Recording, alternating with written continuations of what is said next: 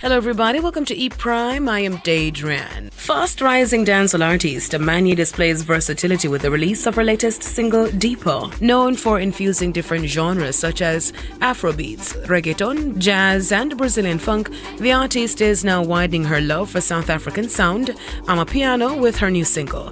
The visual sees the artist incorporating her love for HBO's hit series Euphoria while playing with darkness, colors and being sensual. I wanted to feel dark but colorful and sensual and I wanted to dance, and so that was my concept. She says her love for Amapiano was born out of the pandemic when she was introduced by Grammy-nominated music producer Yo Christian. One day I went to his studio and he said, "Yo, Amanyea, there's this genre in South Africa and I can hear you on it." So I said, "Alright, play." So he played it and then I went in the rabbit hole and I fell in love with Amapiano.